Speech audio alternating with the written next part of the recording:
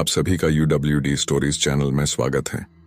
दोस्तों, अगर आपने काला साया का पार्ट 1 और पार्ट 2 नहीं देखा है तो पहले वो देख ले, तब ये पार्ट आपको अच्छे से समझ में आएगा। चलिए अपने कानों में ईयरफोन और हेडफोन लगाकर कहानी की ओर बढ़ते हैं। और हाँ, आप यह स्टोरी कहाँ से देख रहे हो कमेंट में अपनी सिटी का नाम जरूर लिखें।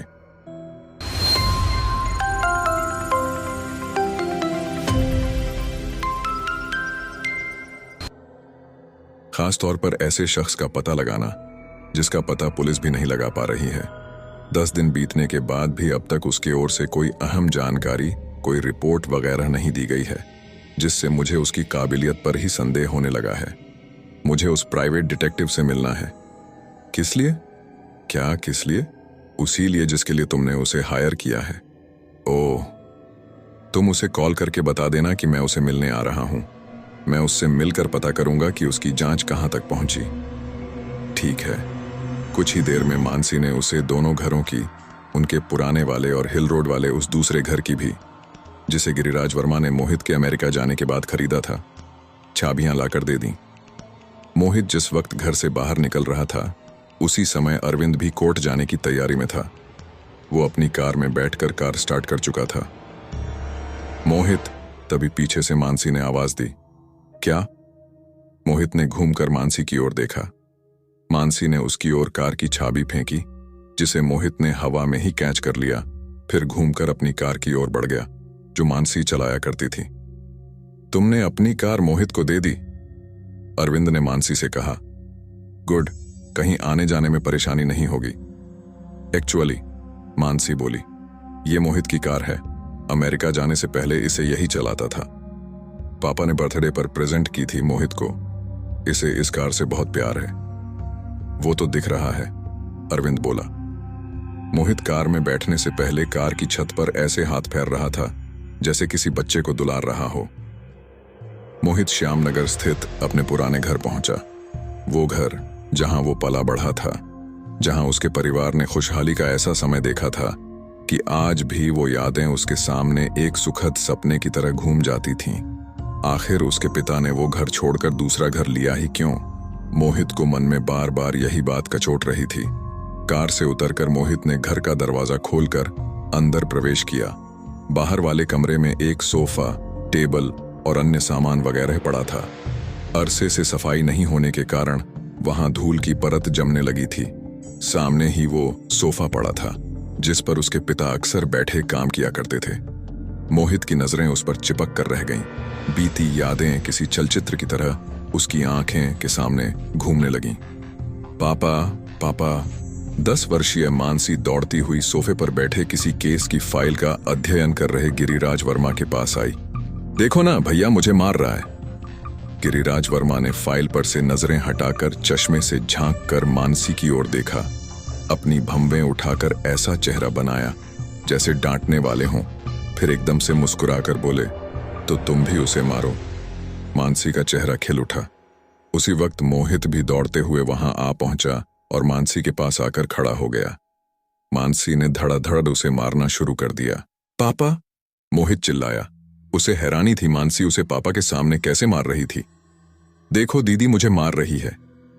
मुझे पापा ने ही कहा है बुद्ध, मानसी भी चिल्लाकर बोली। अब गिरिराज वर्मा अपनी हंसी नहीं रोक पाए। उन्होंने मानसी को खींचकर मोहित से दूर किया। बस बस, बहुत हो गया, इतना काफी है, वे बोले। लेकिन इसने मुझे ज्यादा मारा है, मानसी नाराजगी पूर्ण स्वर में बोली। वो अब भी मोहित को मारने की कोशिश कर रही थी। ये लो। गिरिराज वर्मा ने मोहित को आंख मारते हुए हाथ से हल्के से मोहित के कंधे पर झपट मार दी। मैंने भी मार दिया, अब हिसाब बराबर हो गया। मोहित का चेहरा भी खिल गया। उसे समझ आ गया कि पापा उसे और पिटने से बचा रहे थे। पापा, ये क्या है? मानसी टेबल पर पड़ी फाइल को देखते हुए बोली। ये एक केस की फाइल है बेटा। इसमें क्या लिखा है? मोहित उत्सुकता से बोला। इसमें जो लिखा है वो तुम्हारे काम का नहीं है। पापा, चलिए ना हमारे साथ खेलिए। अभी नहीं बेटा, अभी पापा काम कर रहे हैं, हम लोग रात में खेलेंगे। पापा, आप दिन में हमारे साथ कभी नहीं खेलते, मोहित गुस्से से बोला। अरे, झूठे आरोप से गिरिराज वर्मा को ठेस पहुंची। रविवार को तो खेलते हैं ना? तो अभी क्यों नहीं खेल रहे? क्योंकि अभी काम कर रहे हैं। काम करना भी तो जरूरी है। पहले काम, उसके बाद खेल। तुम लोग भी तो पहले होमवर्क करते हो, उसके बाद ही खेलने जाते हो ना? वो तो इसलिए, मानसी मासूमियत से बोली, क्योंकि आप हमें होमवर्क किए बिना खेलने नहीं देते। गिरिराज वर्मा जोर से हंस पड़े। हाँ भाई, ठीक है, मैं ही नहीं खेलने देता, लेकिन इसे ही डिसिप्लिन कहते हैं। अब तुम लोग जाओ, बाहर जाकर खेलो, पापा को काम करने दो। चलो। दोनों बच्चे उछलते कूदते शोर मचाते हुए कमरे से पलायन कर गए। दरवाजे पर कुछ आहट सुनकर मोहित की तंद्रा भंग हुई। मोहित ने चौंक कर दरवाजे की ओर देखा। इस वक्त उसे वहां किसी के होने की उम्मीद नहीं थी। आखिर वो घर इतने समय से बंद पड़ा था। हेलो, दरवाजे की ओर से खनकता हुआ सा स्वर सुनाई दिया। मोहित ने दरवाजे की ओर देखा।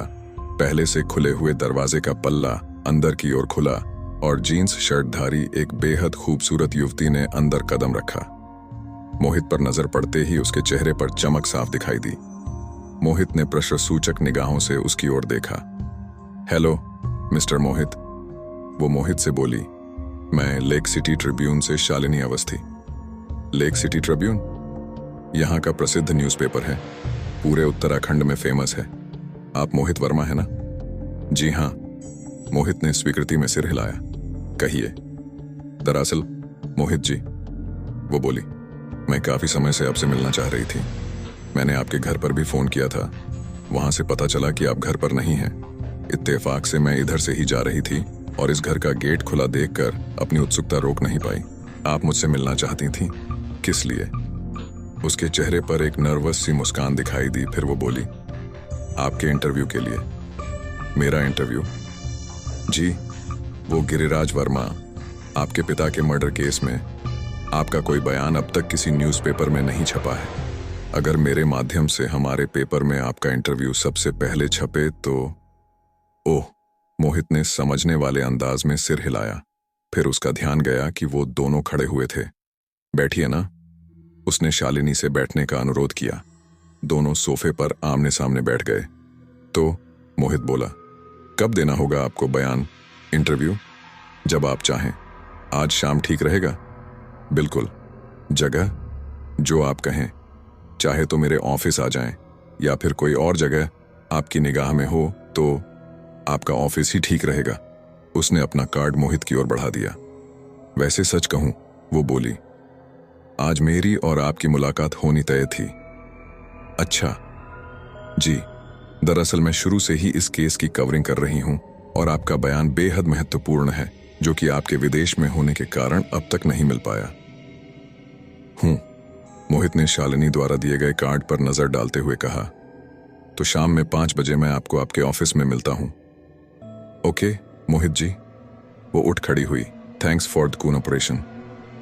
मैं आपका इंतजार करूंगी। एक बात और, मोहित बोला। कहिए। मुझे भी कुछ जानकारी चाहिए थी इस घटना के बारे में। पुलिस से तो मैं जानकारी हासिल कर चुका हूं। मेरे ख्याल से एक पत्रकार से भी इस मामले पर जानकारी मिलने की उम्मीद की जा सकती है। उसकी आप बिल्कुल फिक्र मत कीजिए। हमारे पेपर ने इस घटना की जितनी कवरेज की है वो मैं पूरी आपको उपलब्ध करा दूंगी। थैंक्स। उसी टाइम बाहर से हॉर्न की आवाज सुनाई दी। ओके मोहित जी, वो बोली। मैं चलती हूं, शाम में मिलते हैं। मोहित ने सिर हिला दिया। वो कमरे से बाहर निकल गई। कुछ देर बाद मोहित भी उस मकान को लॉक करके हिल रोड वाले मकान की ओर रवाना हो गया। मोहित हिल रोड स्थित उस मकान में पहुंचा जहां उसके पिता अपने आखिरी समय में रह रहे थे। वो उस घर में कभी नहीं आया था। वो घर गिरिराज वर्मा ने उसके विदेश चले जाने के बाद लिया था। जहां तक मोहित की जानकारी थी, उनका पुराना घर भी काफी अच्छा था। ऐसे में उसके पिता ने दूसरा मकान क्यों खरीद लिया, ये मोहित के लिए हैरानी की बात थी। आखिर वो अकेले रह रहे थे। मोहित यूएसए में काम करने लगा था, मानसी की शादी हो गई थी। फिर आखिर गिरिराज वर्मा को इतना बड़ा मकान खरीदने की क्या जरूरत पड़ गई? वो एक अच्छा खासा बड़ा घर था जिसे चारों ओर से घेरता एक बड़ा आंगन था। गेट के अंदर प्रवेश करते ही घर के सामने वाले आंगन के हिस्से में प्रवेश करते थे। उसके बाद मकान के दोनों ओर गलियां जैसी बनी हुई थीं जो घर के पिछले हिस्से में जाती थीं। जहां सामने वाले हिस्से से भी बड़ा आंगन था। उस आंगन में आखिरी छोर पर दो छोटे छोटे मकान बने हुए थे, जो शायद सर्वेंट क्वार्टर के रूप में उपयोग करने के लिए बने थे। हालांकि सर्वेंट नहीं होने के कारण दोनों ही लंबे अरसे से खाली पड़े थे। उन पर ताले लटके हुए थे। वो पूरा मकान सचमुच ही बिल्कुल बेआबान और भुतहा लग रहा था। मोहित ने गेट पर लगा ताला खोलकर अंदर प्रवेश किया। सामने वीरान मकान किसी मौन वृक्ष की तरह चुपचाप खड़ा था।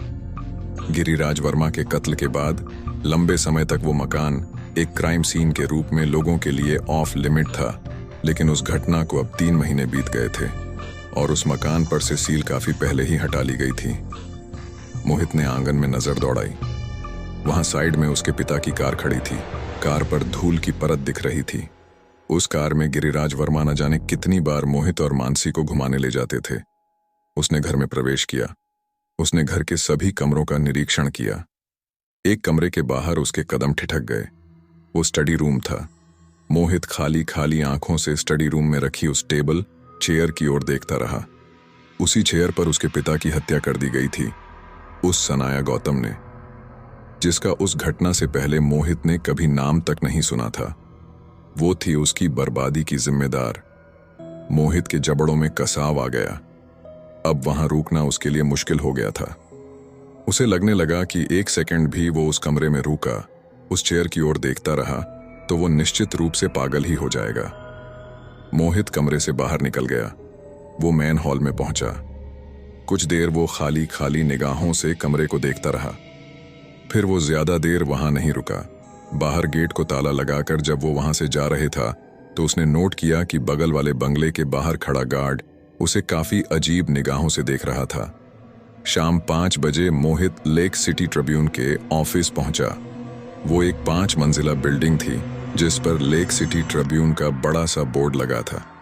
मोहित तीसरी मंजिल पर स्थित शालिनी के ऑफिस में पहुंचा।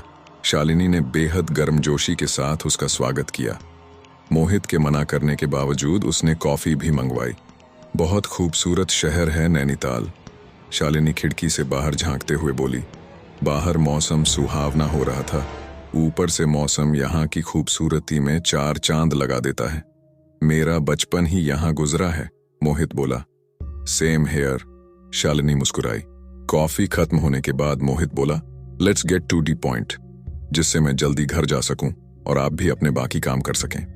ओके, शालिनी ने सहमति में सिर हिलाया और इंटरव्यू स्टार्ट करने के लिए जेब से एक टेप रिकॉर्डर निकाला, लेकिन मोहित ने उसे हाथ के इशारे से रोक दिया। पहले, मोहित बोला, मुझे आपसे कुछ प्रश्न पूछने हैं। मुझसे? वो हैरानी से बोली। मुझे उम्मीद है कि आप मेरे सवालों के जवाब दे सकेंगी। ये तो उल्टे बांस बरेली के लद गए। उसके होंठों पर मुस्कान झलक उठी। आप ही मेरा इंटरव्यू लेने लगे, जो भी आप ठीक समझें। ओके, उसने टेप रिकॉर्डर वापस अपनी जेब में सरका लिया। पूछिए, क्या पूछना चाहते हैं आप?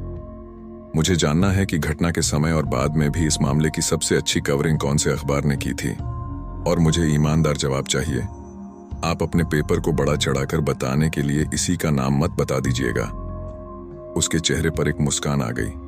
उसने अपना चेहरा झुका लिया। फिर वो चेहरा ऊपर उठाकर मुस्कुराते हुए बोली, एक्चुअली मिस्टर मोहित, वो हमारा ही पेपर है। ओह, और वो रिपोर्टर मैं ही हूं जिसने इस केस की सबसे अच्छी कवरिंग की है। मुझे अपनी तारीफ करना अच्छा नहीं लगता, लेकिन ये बात मैं एक फैक्ट के तौर पर कह रही हूं आपके सवाल के जवाब में। तो अगर सबसे अच्छी कवरिंग आपने की है तो बताइए, आपने ऐसा क्या क्या पता लगाया है जो पुलिस नहीं पता लगा सकी? अगर ऐसा कुछ आप पता लगा पाई हो तो। पुलिस ने उस घर से बरामद अश्लील सामग्री की बात मीडिया से छिपाई थी। जी, उस घर की तलाशी में पुलिस को बहुत सारी अश्लील सामग्री बरामद हुई थी, जैसे ढेर सारा पोर्न, गंदी तस्वीरों के पूरे एल्बम और इसी तरह का मटेरियल। कमाल है, आपको ये सब कैसे पता? मुझे तो बताया गया था कि इस बात को लीक नहीं होने दिया गया था, और अगर आपको पता थी तो आपके न्यूज़पेपर ने। मोहित बोलते बोलते चुप हो गया। पुलिस विभाग में मेरे अपने सोर्स हैं जिनसे मुझे इस तरह की जानकारी मिल जाती है, और रही बात इस बारे में पेपर में नहीं छापने की, तो हमने उसी कारण से इस खबर को न्यूज़ में नहीं जाने दिया, जिस कारण से पुलिस ने नहीं जाने दिया था। मतलब मेरी फैमिली के लिए। जी, आपके पिता नैनीताल के सबसे प्रतिष्ठित व्यक्तियों में गिने जाते थे। उनके बारे में उस तरह की बातें छापना सही नहीं लगा और पुलिस की तरह ही हमने भी उस न्यूज़ पर पर्दा डालना ही जरूरी समझा। थैंक्स, बहुत अच्छे आदमी होंगे आपके संपादक महोदय। एक्चुअली वो फिर मुस्कुराई। ये मेरा ही फैसला था। हमारा गंजा एडिटर तो शायद ये कभी गवारा नहीं करता कि ऐसी न्यूज़ हमारे अखबार में न छापी जाए, वो भी तब जब हम सबसे पहले छाप सकते हों। मैंने ही इस इंफॉर्मेशन को एडिटर तक पहुंचने ही नहीं दिया। एडिटर क्या अखबार के दफ्तर में ही किसी तक नहीं पहुंचने दिया? फिर आपका धन्यवाद, मोहित बोला। आपने सही कदम उठाया है, इसके लिए मैं आपका एहसानमंद रहूंगा और मैं आपके इंटरव्यू के लिए आपकी एहसानमंद रहूंगी जो आप मुझे अभी देने वाले हैं। पूछिए। नहीं नहीं, मुझे ऐसी कोई जल्दी नहीं है, पहले आप अपने सवाल पूछ लीजिए। सनाया गौतम के बारे में आप क्या बता सकती हैं? She is a ghost. जी, तो और क्या कहूं, एक ऐसी लड़की जिसे बहुत कम लोगों ने देखा, जबकि वो करीब साल भर तक यहां रहती रही। यहां तक कि जिस लड़की को कुछ एक बार आसपास पड़ोस के काम करने वाले लोगों ने देखा, वो सनाया गौतम थी भी या नहीं, इसका भी कोई पक्का सबूत हमारे पास नहीं है। सनाया गौतम नाम तो आपके पिता की वसीयत से प्रकाश में आया है। उसके बाद जो लड़की यहां देखी गई उसे ही सनाया गौतम माना जा रहा है। मोहित को हैरानी हुई। उसने सचमुच इस ढंग से नहीं सोचा था। आप ये कहना चाहती हैं, मोहित बोला, कि पुलिस जिस लड़की को सनाया गौतम समझ रही है, हो सकता है वो ना हो। ये एक पॉसिबिलिटी हो सकती है, शालिनी बोली। ज्यादा संभावना तो इसी बात की है कि वही लड़की सनाया हो, इसीलिए पुलिस, पब्लिक से लेकर मीडिया तक सभी इसी को सच मान रहे हैं। लेकिन पर जोर देते हुए बोली, हमें इस बात को भी नहीं भूलना चाहिए कि उसी लड़की के सनाया गौतम होने का कोई पुख्ता सबूत नहीं मिला है। एक लड़की यहां पापा के साथ रह रही थी, मोहित विचारपूर्ण मुद्रा में बोला। आसपास के कुछ लोगों ने कभी कभार उसे देखा था, लेकिन वो अक्सर बाहर नहीं दिखती थी। फिर वसीयत में पापा ने किसी सनाया गौतम के नाम सारी जायदाद कर दी, तो उसी लड़की को सनाया गौतम समझ लिया गया। मैं ये नहीं कह रही कि वो लड़की सनाया गौतम नहीं थी, मैं ये कह रही हूं कि हो सकता है कि वो लड़की सनाया ना हो। और सीसीटीवी कैमरे में रिकॉर्ड हुए उस वीडियो में सेफ से चोरी करती हुई लड़की का चेहरा भी नहीं दिख रहा था। इन तीनों बातों से मोटे तौर पर यही निष्कर्ष निकलता है कि हो सकता है कि इस घर में दिखने वाली लड़की और सेफ से चोरी करने वाली लड़की एक ही हो, जिसके नाम वसीयत में सारी जायदाद की गई, यानी सनाया गौतम। लेकिन यह भी हो सकता है कि सनाया गौतम और यहां दिखने वाली लड़की अलग अलग हो सकता है सेफ से चोरी करने वाली लड़की भी कोई दूसरी हो। दूर की कौड़ी है, लेकिन मुझे कहना पड़ेगा कि आप सचमुच किसी डिटेक्टिव की तरह सोचती हैं। क्राइम रिपोर्टर हो ना? वो मुस्कुराई। ऐसे केसेस की रिपोर्टिंग में ऐसा ही सोचना पड़ता है। सनाया गौतम की तलाश में इतनी मुश्किल क्यों आ रही है? मतलब पूरी पुलिस उसे ढूंढ रही है। अब तो सोशल मीडिया वगैरह की सुविधा भी उपलब्ध है, फिर अब तक पुलिस उसका पता क्यों नहीं लगा पाई? इसका जवाब मैंने आपको शुरू में ही दे दिया था। She is a ghost. उसके बारे में अब तक बेहद कम जानकारी सामने आई है और उतनी जानकारी के आधार पर उसका पता लगाना बहुत बहुत मुश्किल है। कौन जाने ये नाम भी असली है या नहीं। नाम तो असली ही होगा। क्यों? आखिर प्रॉपर्टी उसने अपनी नाम करवाई है। नकली नाम पर प्रॉपर्टी की वसीयत करवाती तो क्या लगता उसके हाथ तो अभी भी कुछ नहीं लगा। मतलब यही कि अब तो वो पुलिस से बचती फिर रही है। इस मर्डर केस की प्राइम सस्पेक्ट है, तो इस प्रॉपर्टी पर हक जताने खुल्लम खुल्ला सामने भी नहीं आ सकती। अगर आना होता तो अब तक आ चुकी होती। एग्जैक्टली। फिर शालिनी थोड़ा रुक कर बोली, जो कि उसके दोषी होने की ओर भी इशारा करता है। अगर वो निर्दोष होती तो इस तरह फरार नहीं हो जाती, पुलिस से छिपती नहीं घूम रही होती। मोहित ने सहमति में सिर हिलाया। Okay, my turn is over. अब आप पूछिए, आपको जो पूछना है। उसने अपनी जेब से टेप रिकॉर्डर निकालकर ऑन किया और उसे अपने और मोहित के बीच टेबल पर रख लिया। आप अमेरिका से कब लौटे? 2 दिन पहले। आपको अपने पिता के मर्डर की सूचना कब मिली थी? करीब 3 महीने पहले।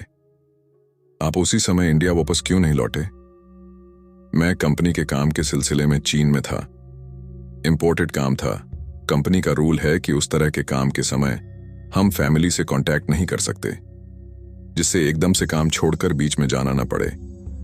मेरी बहन को भी इस रूल का पता था, फिर भी उसने कंपनी से कांटेक्ट कर बात की थी और मुझे सूचना भिजवाने की कोशिश की थी। लेकिन कंपनी वालों ने अपने रूल के कारण चीन यात्रा के दौरान मुझे कोई जानकारी नहीं दी। फिर जब मैं करीब 20 दिन बाद चीन से वापस न्यूयॉर्क लौटा, मानसी से बात हुई, तब उसने मुझे पापा के बारे में बताया। 20 दिन, लेकिन आप तो उसके बाद भी काफी समय तक अमेरिका में रुके। मोहित ने गहरी सांस ली।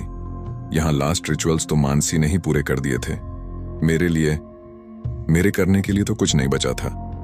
वैसे भी अब मैं अमेरिका से पूरा किनारा करने की सोच रहा था। कंपनी की जॉब भी छोड़नी थी। कुछ पेंडिंग कामों का झंझट था, कुछ अन्य फॉर्मेलिटीज थीं। उन्हीं सब के चक्कर में देर होती गई और इतने दिन बाद भारत लौट पाया। आपने इस घटना से पहले कभी सनाया गौतम का नाम सुना था? अपने पिता के मुंह से या किसी और से, किसी भी सिलसिले में?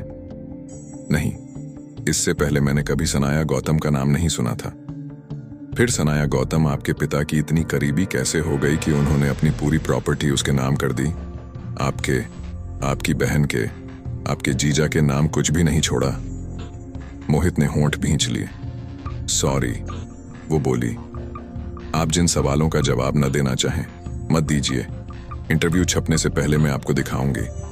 अगर उसमें आपको कुछ पसंद ना आए तो उसे हटा दिया जाएगा। वैसे मेरी पूरी कोशिश होगी कि इंटरव्यू में ऐसा कुछ ना हो जो आपको हटवाना पड़े। ओके। मोहित ने समझने वाले भाव से सिर हिलाया।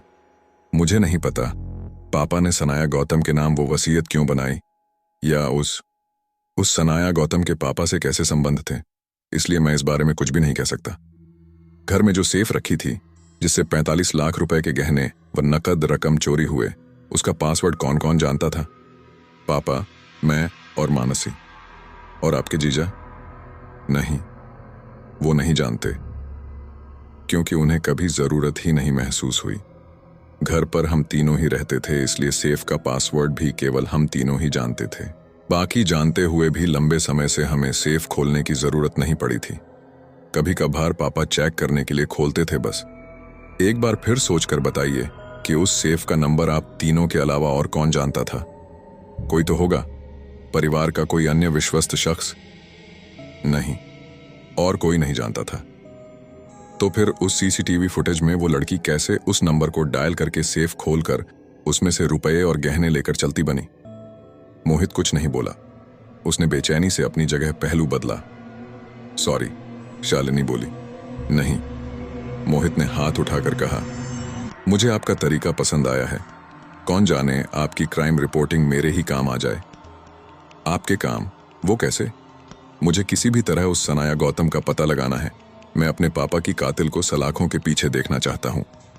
जबकि हकीकत ये थी कि मोहित सनाया गौतम को 10 गज जमीन के नीचे देखना चाहता था।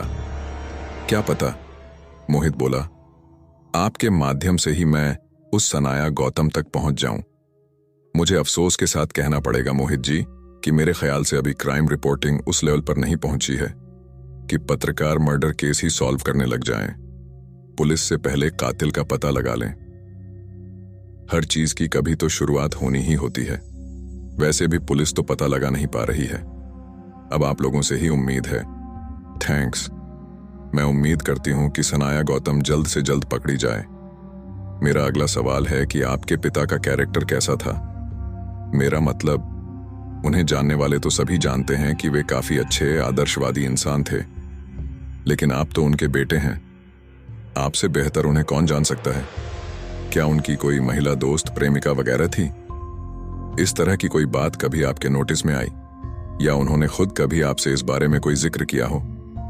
नहीं, मोहित दृढ़ स्वर में बोला, और इसीलिए इस बात पर मेरे लिए विश्वास करना मुश्किल है कि उस सनाया गौतम ने पापा को अपने जाल में फंसा लिया होगा। तो फिर उन्होंने अपनी जायदाद उसके नाम क्यों की? वो इस तरह से गुपचुप ढंग से करीब साल भर तक अपने घर में एक लड़की के साथ क्यों रह रहे थे, वो भी अपने सामाजिक जीवन से दूरी बनाकर? यहाँ तक कि उन्होंने अपने निकटतम दोस्तों से मिलना जुलना भी एकदम कम कर दिया था, और उस लड़की के बारे में भी उन्होंने किसी को हवा तक नहीं लगने दी। इन सवालों के जवाब मेरे पास नहीं है, मुझे खुद भी जानना है कि ये सब कैसे हुआ। क्या वकील साहब आपसे खुलकर बातचीत करते थे? मतलब उसने अगर पर जोर देते हुए कहा, उनका कोई अफेयर या इस तरह का मामला होता तो क्या वो आपको इस बारे में बताते? हमारा रिश्ता वैसा ही था जैसा बाप बेटे का होना चाहिए। वो मुझसे कुछ भी कह सकते थे, मैं उनसे कुछ भी कह सकता था। हो सकता है जिस तरह करीब साल भर तक उन्होंने उस लड़की के अपने साथ अपने घर में होने की बात अपने दोस्तों से छिपाई, उसी तरह वो अपने अन्य अफेयर्स भी, अगर कोई थे तो आप लोगों से भी छुपाते रहे हों और आप लोगों को पता न चल पाया हो। मोहित कुछ नहीं कह सका। उसकी बात में पॉइंट था। नहीं। फिर वो थोड़ा देर रुककर खोखले स्वर में बोला, ऐसा नहीं हो सकता था। पापा बिल्कुल भी ऐसे नहीं थे। ओके। शालिनी ने उस बात को और खींचने से परहेज करते हुए अगला प्रश्न किया, आपके पिता का कोई दुश्मन था? दुश्मन?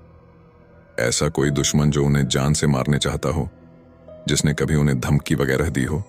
ऐसा कोई शख्स जिससे उनका झगड़ा लड़ाई वगैरह हुई हो?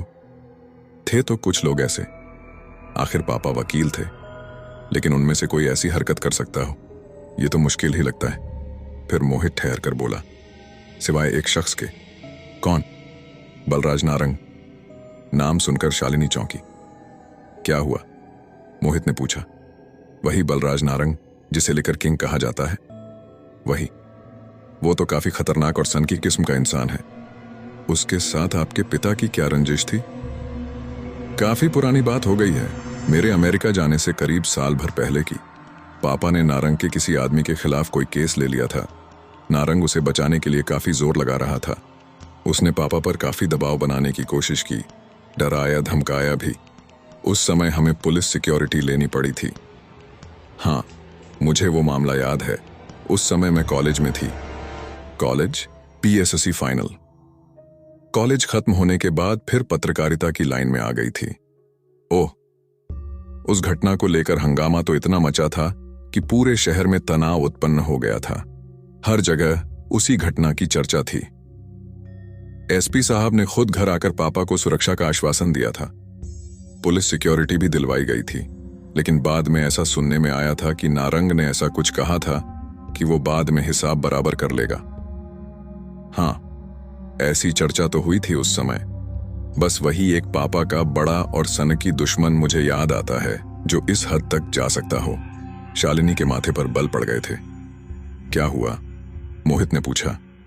कुछ नहीं, कुछ तो बात है। बलराज नारंग का जिक्र आने के बाद से आप थोड़ी परेशान दिखने लगी हैं। दरअसल मोहित जी, वो बहुत खतरनाक आदमी है। ओह, बल्कि साफ शब्दों में कहूं तो यहाँ का सबसे बड़ा गैंगस्टर है। बहुत सनकी और खतरनाक किस्म का इंसान है वो। लोग उसके नाम से ही डरते हैं। पुलिस भी उसके किसी आदमी पर भी हाथ डालने से पहले 100 बार सोचती है। आप कहना क्या चाहती हैं? मोहित गहरी सांस लेकर बोला, यही कि आपके पिता के केस में उसका हाथ नहीं लगता। क्यों? क्योंकि ये नारंग का तरीका नहीं है। वो किसी की जान इस तरह चोरी छिपे लेने वालों में से नहीं है। उसके पास तो गुंडों की पूरी खोज है। किसी को भी उठवाकर कत्ल कर देना और लाश गायब करवा देना उसके बाएं हाथ का खेल है। जब कुछ साल पहले पापा के साथ उसका झगड़ा हुआ था, उस समय भी वो इसी तरह गुंडागर्दी के लिए प्रसिद्ध था। उस समय वो गुंडागर्दी के लिए प्रसिद्ध था, लेकिन अब उससे 10 कदम आगे बढ़ चुका है। अवैध शराब, ड्रग्स, बार, जुआघर, जितने भी गलत धंधे होते हैं, सब उसी के इशारे पर चलते हैं। आप समझ लीजिए, वो यहाँ का पूरा माफिया डॉन बन चुका है। होगा। मुझे तो यही लगता है कि जिस तरह से वकील साहब का खून हुआ, उसमें नारंग का हाथ नहीं हो सकता। आपको ऐसा क्यों लगता है? मैंने अभी तो आपको बताया, वो इतना बड़ा डॉन है। मुंबई अंडरवर्ल्ड के एक बड़े अनऑर्गेनाइज्ड गैंग के साथ उसके सीधे कनेक्शन हैं। वो इस तरह ढंग के छिपे ढंग से किसी का मर्डर नहीं कर सकता। आपने मुझसे पूछा था कि पापा का कोई दुश्मन था, तो मैंने आपको बता दिया। आप मेरे सामने ये बलराज नारंग का हौवा क्यों खड़ा कर रही हैं? हौवा खड़ा नहीं कर रही हूं मोहित जी। शालिनी के स्वर में चिंता की झलक थी। समझने की कोशिश कीजिए, मैं आपको सावधान करने की कोशिश कर रही हूं। किस चीज से? नारंग से? जी हां, अभी जिस तरह आपने मेरे सामने उसका नाम ले लिया, उस तरह किसी और के सामने लिया तो आपके लिए खतरा हो सकता है। नारंग को पता चल गया कि आप इस तरह उस पर आरोप लगा रहे हैं तो वो तो पूरा सन की है, वो कुछ भी कर सकता है। मैं ऐसे 2 कौड़ी के गुंडों से नहीं डरता। शालिनी ने हैरानी से उसे देखा। मोहित अपलक उसकी ओर देखता रहा। खैर, शालिनी परेशान से स्वर में बोली, आपको बताना मेरा काम था, आगे आपकी मर्जी है। मेरी सलाह तो आपके लिए यही है कि आप उसका नाम इस मामले से दूर रखें। हमारे पेपर में आपका जो बयान छपेगा उसमें भी हमें नारंग वाला हिस्सा हटाना पड़ेगा। कमाल है, मैंने तो सुना था पत्रकार बहुत ब्रेव होते हैं। पत्रकार इंसान भी होते हैं मोहित जी, और बाकी इंसानों की तरह उनकी भी जिंदा रहने की इच्छा होती है। वैसे भी आपके बयान से नारंग वाला हिस्सा हटाने की बात मैंने इसलिए कही है क्योंकि मेरा एडिटर कभी नारंग पर इस तरह के आरोप वाला कोई आर्टिकल, कोई न्यूज छापने की इजाजत नहीं देगा, क्योंकि उसे अखबार चलाना है। मोहित ने कुछ नहीं कहा। वो कुछ सोचता रहा, फिर अचानक बोला, मुझे आपसे एक और मदद चाहिए। कैसी मदद? शालिनी उत्सुकता से बोली। मुझे एक प्रेस कॉन्फ्रेंस आयोजित करनी है। Press conference? किस सिलसिले में? मोहित ने बताया। ओह, शालिनी ने समझने वाले भाव से सिर हिलाया। वो तो प्रेस क्लब के माध्यम से हो जाएगा। आप प्रेस क्लब की मेंबर हैं? बिल्कुल हूं। आप चाहें तो कल ही मैं प्रेस कॉन्फ्रेंस की व्यवस्था करवा देती हूं। थैंक्स। प्लीज थैंक्स कहकर मुझे शर्मिंदा मत करिए। कुछ क्षण दोनों के बीच खामोशी रही। ओके मोहित जी। शालिनी ने टेप रिकॉर्डर बंद कर दिया। थैंक्स। कल के एडिशन में फर्स्ट पेज पर आपके बयान वाली न्यूज ही होगी, जैसे मुझे उसमें दिलचस्पी है। मोहित ने मन ही मन सोचा, लेकिन प्रत्यक्षतः मोहित ने स्वीकृति में सिर हिलाया। और उससे पहले मैं तैयार न्यूज आपको भी भिजवा दूंगी, जिससे आप उसे देख सकें। वैसे मैं आर्टिकल ऐसा तैयार करने की ही कोशिश करूंगी कि उसमें आपको किसी तरह की काट छांट करने की जरूरत ना पड़े। ठीक है फिर, मोहित कुर्सी से उठते हुए बोला। तो अब मुझे इजाजत दीजिए और कल वो प्रेस कॉन्फ्रेंस की व्यवस्था करवा दीजिए। मेरे साथ शायद इंस्पेक्टर वैभव शुक्ला भी होंगे। आपके पापा के केस की जांच वे ही कर रहे हैं। आप जानती हैं उन्हें। प्रेस रिपोर्टर हूं, पुलिस से तो दिन रात पाला पड़ता है। वैभव जी अच्छे आदमी हैं, थोड़े रूखे कड़कर मिजाज हैं, लेकिन हैं अच्छे इंसान। पुलिस में होने के कारण स्वभाव में सख्ती तो आ ही जाती है। सही कहा आपने, अच्छे आदमी तो वो हैं। तो वो अच्छे आदमी भी कल प्रेस कॉन्फ्रेंस में मेरे साथ होंगे शायद, अगर आने के लिए राजी हुए तो। ओके, मैं प्रेस कॉन्फ्रेंस के लिए बात करके आपको सूचित करती हूं। मोहित ने उससे विदा ली और ऑफिस से बाहर निकल गया। दोस्तों, वीडियो लंबा होने के कारण हम इस कहानी को अभी समाप्त करते हैं। नेक्स्ट पार्ट जल्दी आएगा, बने रहे हमारे चैनल पर। धन्यवाद।